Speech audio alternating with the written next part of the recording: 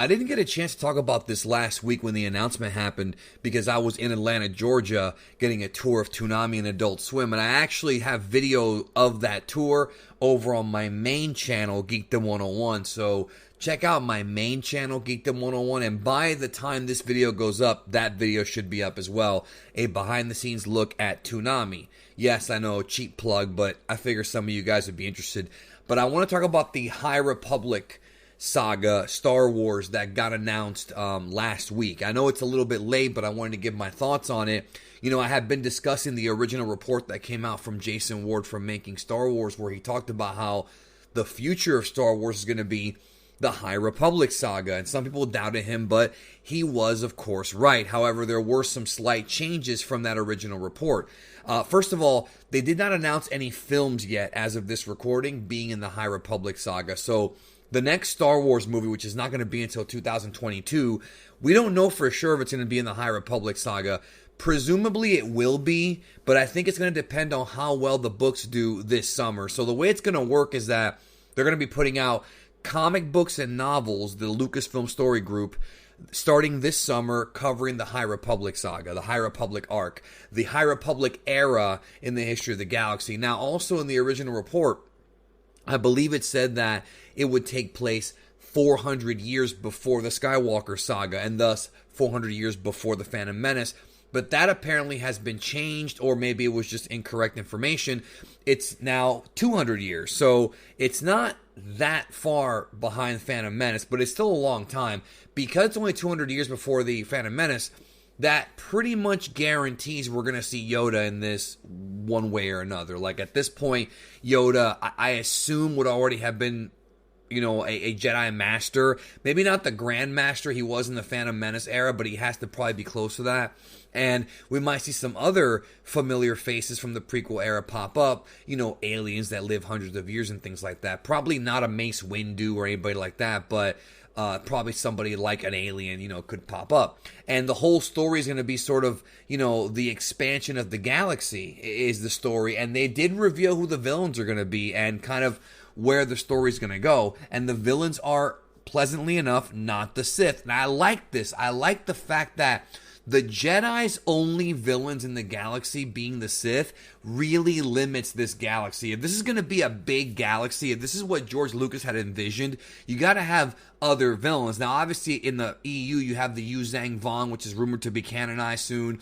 You've got, you know, the Hutts and different kind of mobsters. But now we have an actual threat to the Republic, you know, or a threat to the Jedi Order that's not just the Sith. And I would like to see some dark side users that aren't Sith, you know, dark Jedi or just dark acolytes at some point appear, and they might.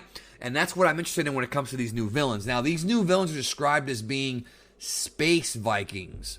And they're called the Nile. Not like the River Nile, but like the word nihilistic, except the end, you know, the Nile. And they're supposedly, and this is all kind of speculation based on the trailer, but at some point when the galaxy is expanding into the Outer Rim territories, that's when they run into the Nile, and that's where they're from, supposedly, presumably. I could be wrong on that. We don't have details on this yet, but one thing that did kind of strike me is that in the press release on StarWars.com, they talked about how with the High Republic, we're going to find out what the Jedi fear. And to me, that's kind of interesting because I always felt like that was kind of obvious. You know, if you watch the prequel trilogy specifically, the Jedi fear exactly what Palpatine said, losing power, and the Jedi fear being destroyed. Mace Windu teases this several times, now in Clone Wars, also in Episode 3, Revenge of the Sith, that they don't want the Republic to get destroyed from within, which is exactly what happens. They fear, you know, basically being tricked and trapped, which is what happens. So I'm curious about what else could happen here, you know, with these new villains. Now, they do not state if the villains are actually dark side users or even force sensitive. We don't know that, but presumably some of them are going to have to be, because having Jedi just show up and throw these guys around and cut them apart is just not going to be very interesting. We saw that with the droids in the prequels. You know, it's fun to see on screen, but we actually need some form of drama. You know, the prequels, if they had no actual dark side villains, if there was no Darth Maul, no Count Dooku, and I'll even count Even though he's not a Force user, but you could throw Grievous in there. He uses lightsabers. If you don't have those villains, you're not going to get cool fights, and you're not going to get like actual drama, head-to-head Force versus Force. And I'm hoping that some of these villains are going to be Force sensitive. There's all kinds of rumors about how they may tie into previously non-canon or decanonized Old Republic villains.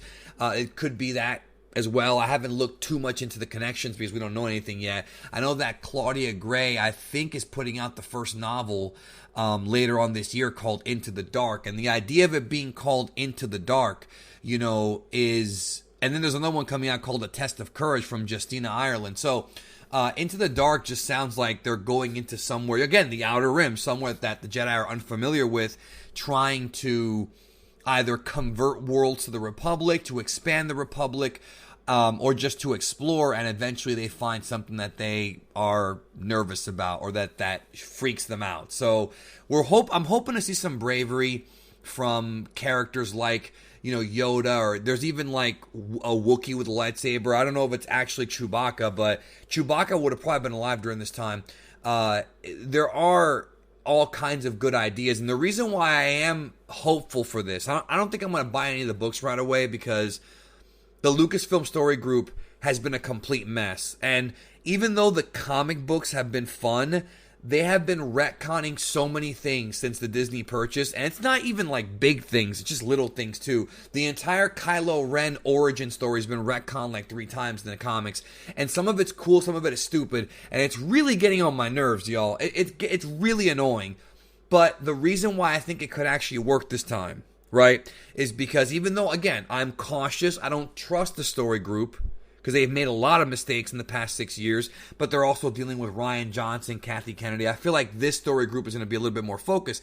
The reason why I trust them this time is because they do seem more focused. They actually seem like they are putting something together. In fact, if you look at that board, that picture of that board that went around, that people were saying was, oh, they're look, they're putting personal politics. No, that's not what that is. That board is basically...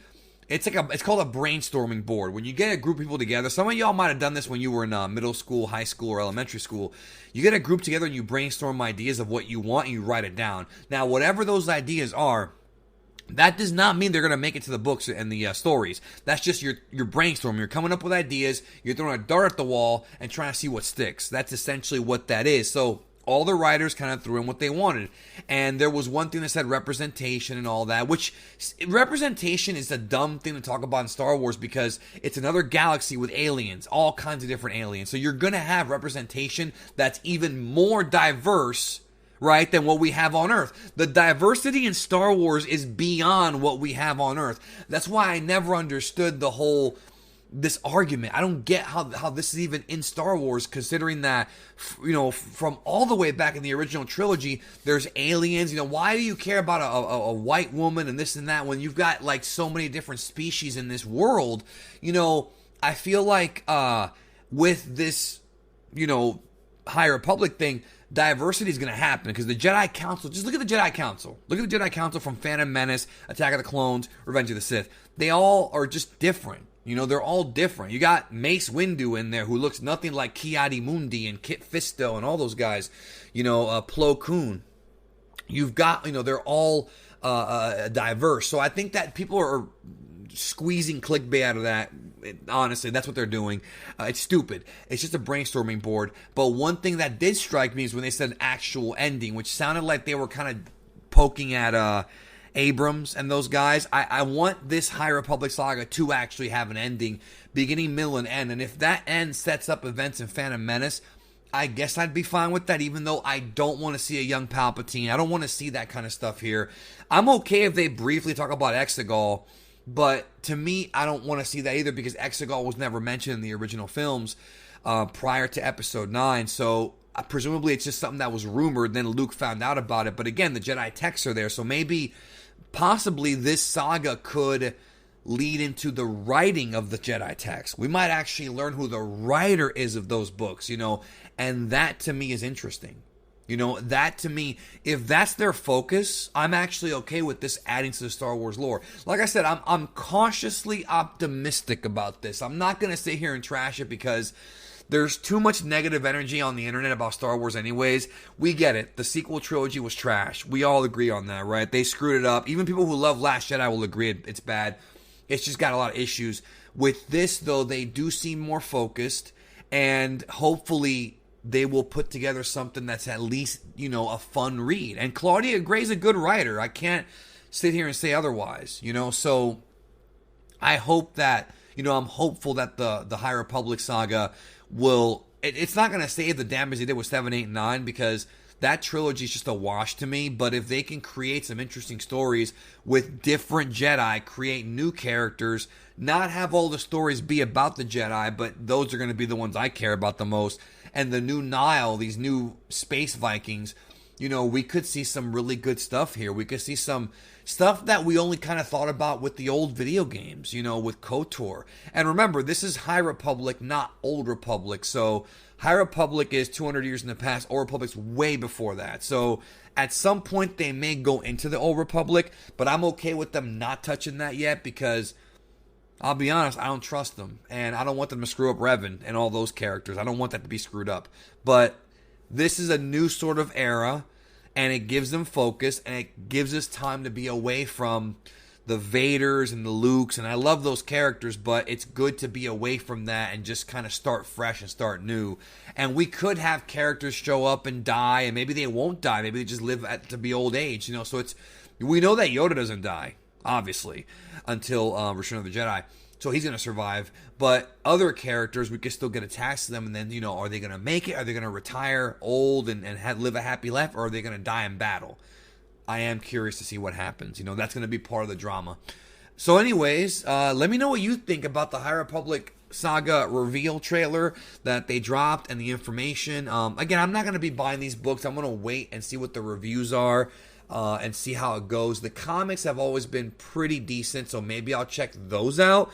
But the novels, they're probably not going to be bad. I just want to see kind of how it starts, because that's going to be the ultimate kind of thing for me is, where are we starting with this? You know, what conflict is actually going on? How do they first meet the Nile? Are they tied into ancient Sith? The Nile, or are they their own thing? Hopefully they'll be their own thing, because I look for some diversity when it comes to villains in Star Wars. You know, we need a good rogues gallery. Anyways, thank you. Have a great day, and I'll talk to y'all real soon.